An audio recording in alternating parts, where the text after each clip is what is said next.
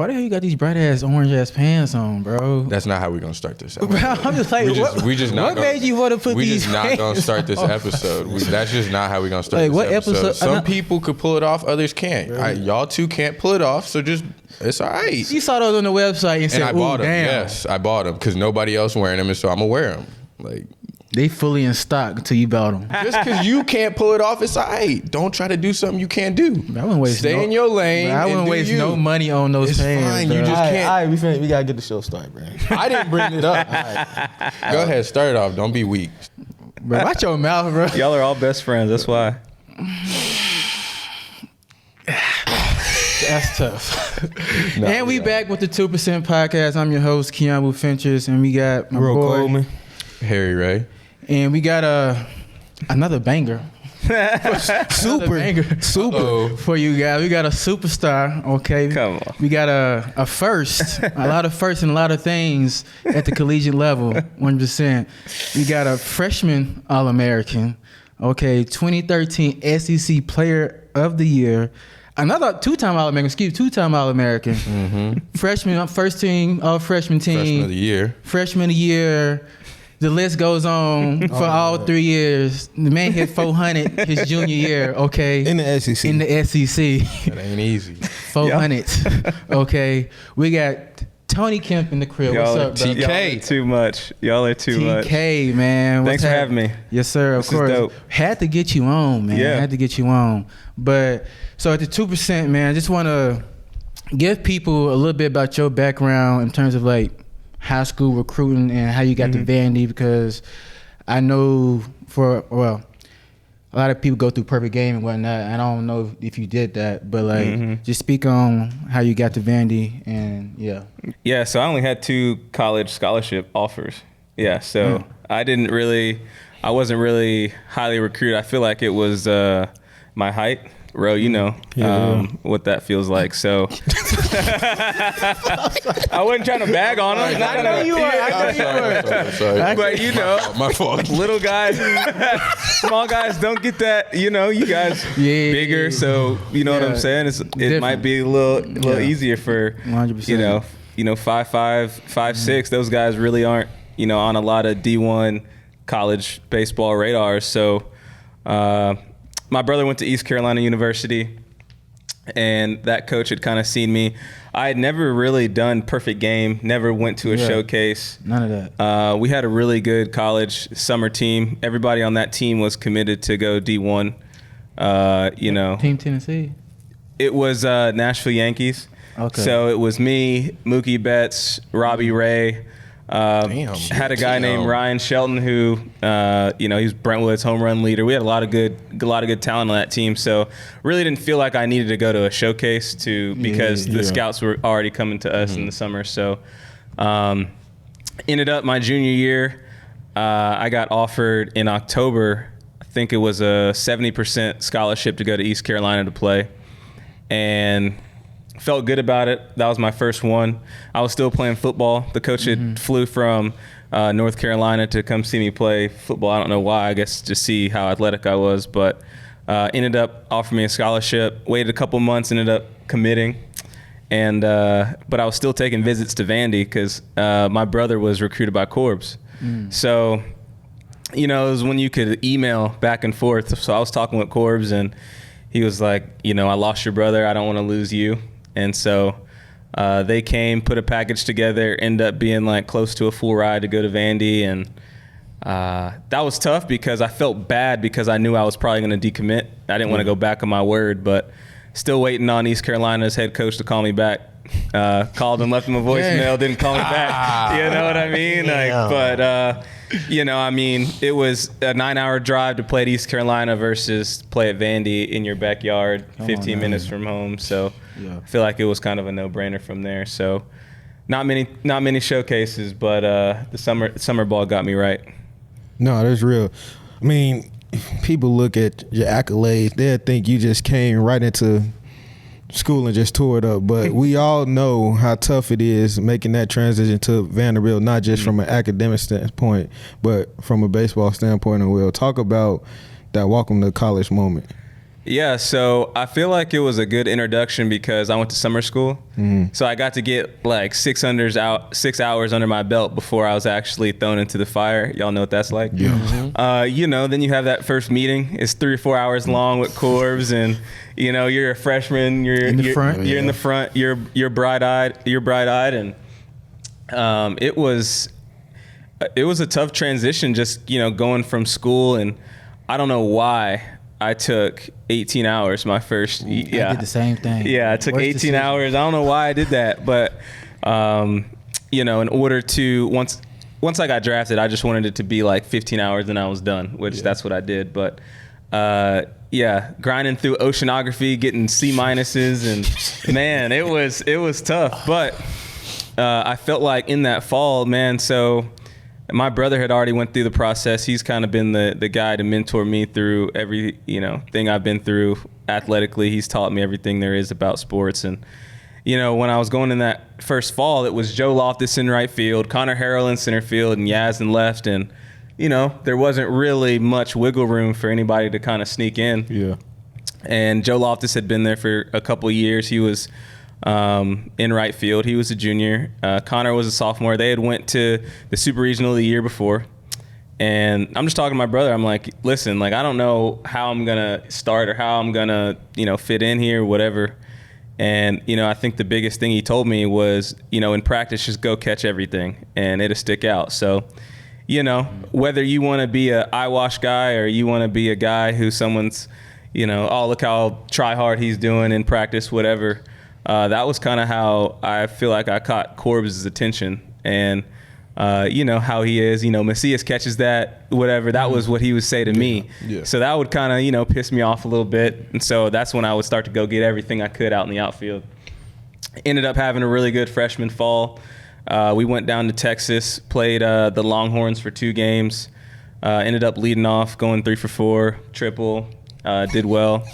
And then that's when we were going out to San Diego, and it was, being 19 years old. And I remember, you never forget it. You're sitting there, you guys know how you have those pregame meetings or whatever in the morning at 9 a.m. And Corbs put it up. He said, all right, in the outfield, we're going to go Kemp in left. We're going to go Harrell in center. We're going to go Yaz in right. And I really wasn't expecting that. And, I remember looking up, calling my brother, calling my dad after the meeting, like, hey, I'm starting. Like, this is my...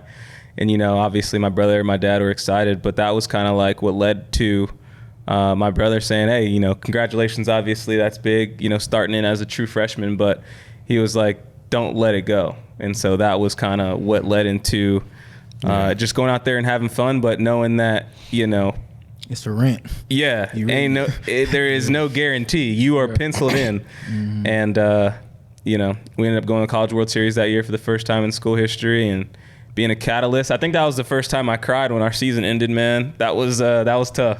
Yeah. Yeah. We think we had 12 losses and 6 of them were to Florida, and then they ended our season. Damn. God. Yeah. So we lost to them.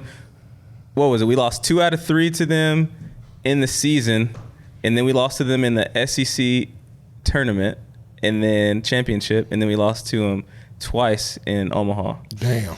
They had a ridiculous. That was what, 2011? That was 2011. That was Zanino was there. Zanino. Right? They had Nolan Fontana, who was a second rounder at shortstop. Mm-hmm. Their pitching staff is what really. They had like 4 or 5 big leaguers on that team, just on the staff. So they did well, but that was kind of how freshman year went. I know some stories, man. So I'm we all got me personally, I've never been banged from training. I've never been told to, leave from training. I took pride in that, but a lot of people did. I missed my first one. The best of them. Harry got told to leave before a game on a Sunday. Yeah. Smoothie Sunday. Yeah. I missed my smoothie. I did. But by that time, we was getting smoothies pretty much. Yeah. Yeah. You're welcome. Y'all got some. Yeah. Thank you. Welcome. I appreciate it. Yeah, you're welcome. But did you ever get banged from training for any amount of time? Oh no. Yeah. Yeah. We. I love it, man. Give me all the stories. I want to hear all the stories. Yeah. Yeah. So we threw We threw a pretty big party. Yeah. We threw a pretty big party. What year was that? this? Was my junior year, man. Oh, junior? I thought it was your freshman year. No, that was my junior year. Junior year, you did this. Okay, speak on it. So, junior year, it was a coming back party. And you know how it is in Morgan and Lewis. We lived in Lewis 8. Okay. Ended up, thought it was going to be a small get-together. Ended up being... You would open up the elevator and you just couldn't move on the floor. You just couldn't move on the Dang, I did that thing big. On the floor, yeah. Anyway, make a long story short, the RA came in our room because I was where, the drinking activities were. Mm-hmm. Anyway, we were going to tell Corbs about it because they were like, hey, I got to write you up, blah, blah, blah. And our academic advisor at the time said, hey, we're going to tell Corbs, blah, blah, cool. Let us call him first. Well, Corbs, 10 seconds after that, it texted me and Spencer Navin, who recently got suspended too, texted us and he's like, you weren't going to tell me about the incident on September 28th. And we were like, wow. So anyway, we go up to his office. Y'all are supposed to be leaders. Y'all are supposed to be, setting the example. Y'all are throwing parties. Y'all aren't focused on this year, blah, blah, blah. And he's like, don't come back. He's like, y'all are banned. Y'all are banned from all the facilities. So me and Spencer Navin ended up going to the Student Athlete Center. And we were working out there for a little bit. And I was like, man, I can't do this. It was just like, I went there one time. And Corbs ended up letting us back probably like 2 or 3 weeks later. He was upset. God, dog. Yeah. This was during the year. Or? No, this is in October, which I wasn't too upset about missing 3 weeks in the fall. So I was like, yeah, I understand. The new FIFA just came out. I was like, yeah, see y'all. Yeah, it was. Obviously, it sucked. Wanted to be, with the team and boys, yeah. But so the biggest thing about that my junior year is after we threw the party, it was. A weekend went by and I was like, all right, we're going to lay low. And then, the second weekend I was like, man, we going to throw another party or are we just going to sit here? What's up? And I talked to some of the guys. I was like, listen, I hope this is my last year here, Yeah. I'm not just going to sit here and just not throw a party because, yeah. So we ended up throwing another party, and I was like, listen, if I get suspended, it is what it is. But I didn't want to, I was turning up all those stones, man. I was, I didn't want playing with fire. Yeah, so we had a good time in Lewis 8, man. It was a good time. It's your last, potentially like your last year. It was last fall. And, you might just sit there and just be. Yeah, got really good at FIFA and Super Smash Brothers. Oh, yeah. Yeah, so, when we got reinstated, obviously, had to talk to the team and stuff, but. Oh yeah, got to the team. Yeah, y'all was gone for a while. So that's we were gone for a while, but that team was that 2013 team, man. You talk about 26-3 in the SEC, and I forgot. Yeah, we would have. I think we would have went 27-3, but South Carolina didn't want it on that Sunday. They didn't. Yeah, we ended up smoke. Yeah, we ended up beating them Friday, Saturday by at least 4 or 5 runs, and then Sunday it was raining a little bit, sprinkling. Wasn't bad. We could have got delayed maybe. We had a turf then, right? We were in South Carolina. Oh, okay. And so we're like, all right, yeah, we'll play this in a couple hours. And they ended up with, we don't want to play the game. So they didn't want to play the game because they probably didn't want the extra loss on their record. Sweet. Facts. So that's why we went 26-3 instead. Damn. Yeah, that's why one game's missing. Hitting 400 in the SEC, dog. Yeah. How the hell do you hit 400 in the SEC, dog? Yeah, so, man, leading up to that, man, it was 390, first of all. Y'all, I appreciate the 400. 391, I appreciate it. That's just going to round up. That's just going to round up. Yeah, so coming off that freshman year, player of the year, go to the Northwoods League, was gassed. That was like a lot. You know what I mean? That was the most. People don't know Northwoods League. That's, at least when I went, that's 70 games in 2 months. Yeah. Dog, it's ridiculous. And it's 2 months if you was it 2-3 days off? Yes, 2 or 3 days off in the whole Northwood. You playing every day, sometimes double hitters. You got to do double hitters to get 70 games in. But the travel is trash. It's probably the most similar to minor league baseball in terms of 8-hour drives, 10-hour drives. But go ahead. That's what they want to. That's what they want to create. And so went up there, played 35 games, and then all of a sudden you look up and it's August. And so going into sophomore year, man, we had lost in that 2011 team. We had set a record 11 or 12 draft picks. I mean, it was like Jason Esposito, Aaron Westlake, Sonny Gray. You know what I mean? Like the list goes on and on. And so I felt like I was like, okay, I got to be the guy. Trash. Did terrible. Hit 260 my sophomore year. Learned a lot about myself, learned a lot about my swing, talked to Corbs going into the Cape because it was like, okay, you just hit 260 your sophomore year, and then you're going to go play the best college baseball there is, in the U.S. So he was like, hey, I want you to put your hands up here. I want you to have a two-hand finish. So he wanted me to completely change my swing going up to the Cape, and then he wanted me to play some second base up there too. So it was like, it was a lot on my plate at the time. I didn't want to make a big deal out of it, but ended up going up there, and it was like the best thing for me. Got my confidence back, hit 340 up there, and then going into my junior year, I was like, okay, I understand like what I need to do, what I need to get done. I still can't emulate that two-hand finish. It was like only good for that season, and then I got into pro ball, and then it was like there was more velocity, so it was like, you know what I mean? It felt like the two-hand finish was kind of cutting me off on some pitches that I wasn't normally accustomed to. But anyway, that junior year, man, it was kind of unconscious. Had to be. I don't. Yeah, you can't. You just free. Yeah, I don't know. Man, I was talking to my brother about this. I don't know if there will be another SEC Player of the Year to win that award without any home runs. Damn, that ain't gonna happen. Yes, that ain't gonna happen. You know what I mean? Like if you think about not the way it is anymore. So I feel like just to win that award and not hit any home run just goes to show you just the stuff that I was working on. Honestly, man, it was kind of just what we talked about. I just wanted to have fun my last year. I wasn't really worried about getting drafted. I just it was for the boys. Y'all know what it's like. Like I just didn't want to put pressure on myself how I did that sophomore year because I was disgusting. And I was like, college goes by so fast. We sit here, right now, I'm 31 and I'm 10 years removed now. And that's insane. But I'm glad I just wanted to have fun and cared about the boys. And, hitting 400 was just a part of it. Shit. Just a part of it. I mean, I've heard some stories in terms of you let me know if it's true or not. I want to hear all the stories because that 400 year, they told me. Tell me everything. You didn't hit before the game. You just showed up and you took your little BP and then you went out, go 5 for 5. Kind of, it's true. Well, this was the thing about it. I always was a field hitter. I wasn't a mechanical guy.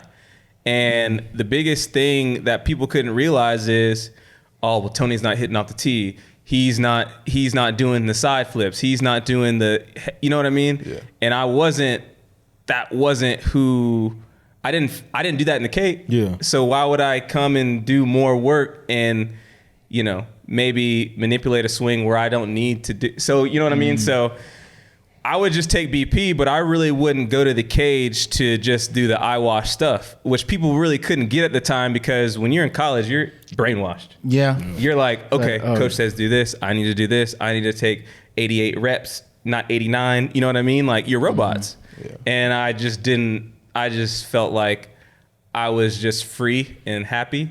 And, guys would go to the cage and I would take a nap. That was like I still take a nap before games.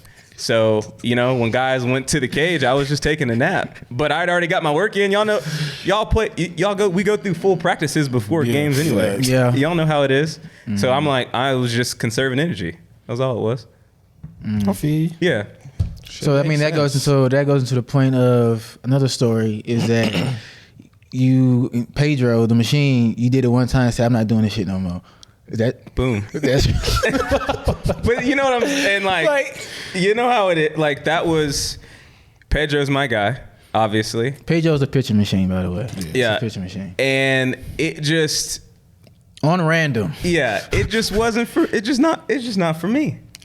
I hated machine work. Like especially if it's like it's no arm, the timing, I'm guessing on the timing. And it's like, dog. There's a lot more that goes into it. It wasn't it just didn't play into what I felt like I needed to get ready for a game or for my swing. It just wasn't how it just didn't work out how it was. I mean, the reason why it's a big deal is because goes to the brainwash stuff, but there's training plans implemented where it's stations. You got this machine, especially when y'all had the old kids, 6 tunnels, right? And this might be straight fastball. This might be left hand breaking ball. This one right hand breaking ball. This one is regular arm, and this one is Pedro.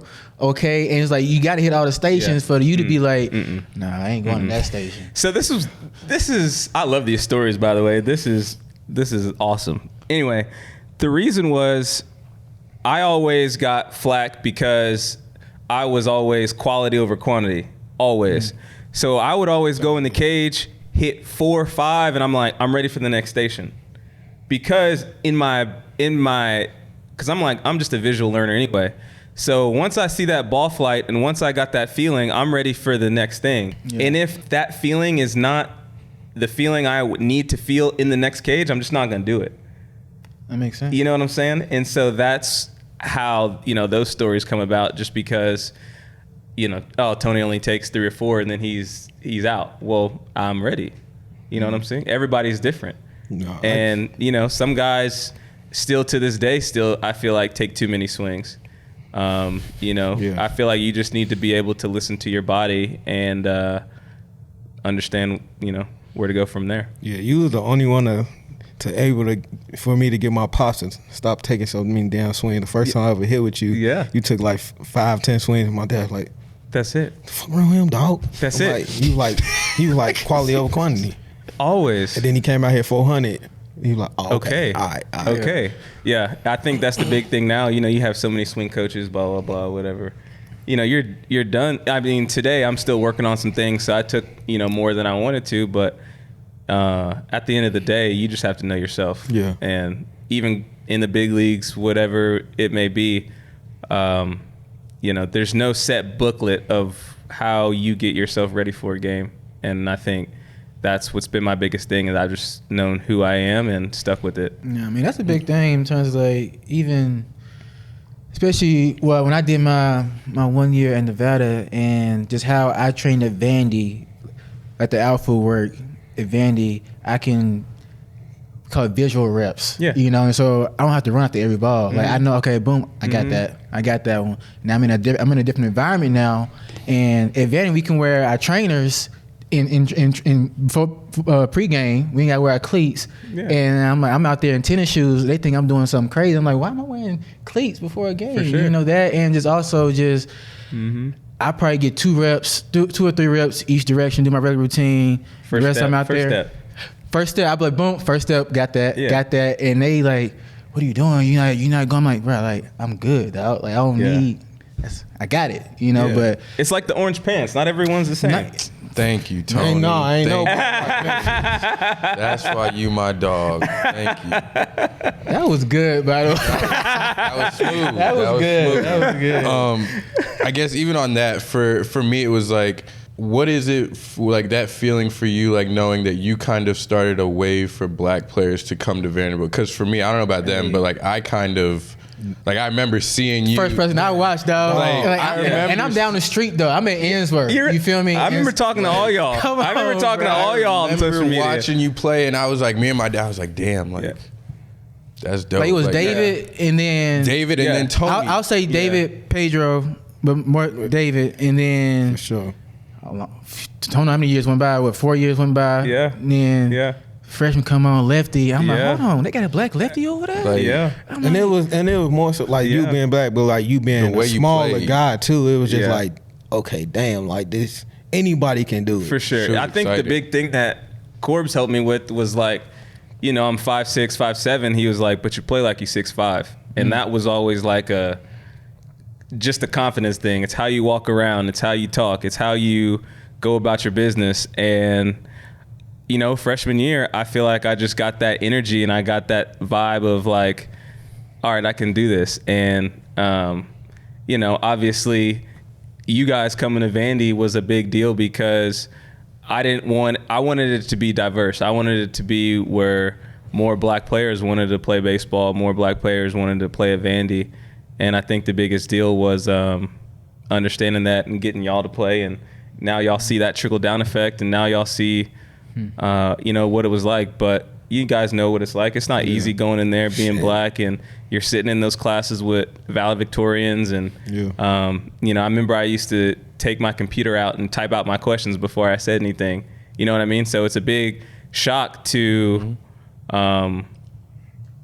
what it's like to be the minority in a situation like that. So you guys know. Well, so let's talk about just real quick the World Series champ. With the Astros. And just talk about that, and then like the Altuve also being a smaller guy and like his influence on you, those conversations, and just speak on that a little bit. Yeah, so just being a part of Houston was a big deal, just because now you see where they're at. When I was coming in the organization, Altuve was a guy who came down early, man. It was my first spring training. He came down and pretty much showed me the way. And, to be a short guy like that, come down there from big league camp, I wasn't even in camp. You know what I mean? I was in the minor league side. You guys know what that's like. And it was a big deal because he was an inspiration for me. And then I got to see how he worked.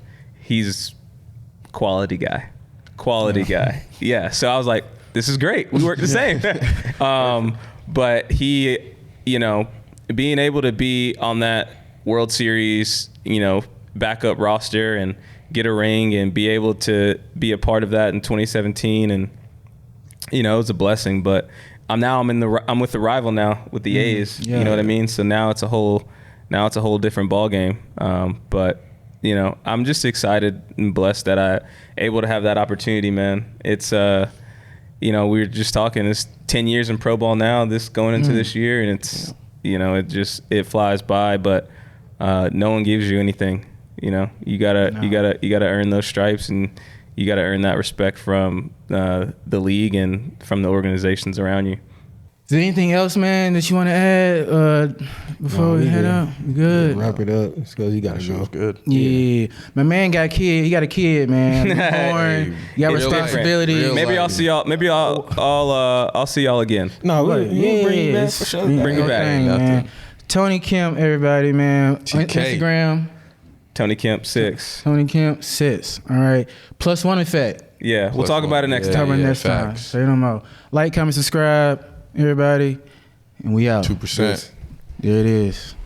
Let's snap the pic. Fact. Let's do the pic. Appreciate y'all for watching the video. Like, comment, subscribe. 2%. Come see us. Please subscribe to the channel. 2%. 2 with a P %. Come see us.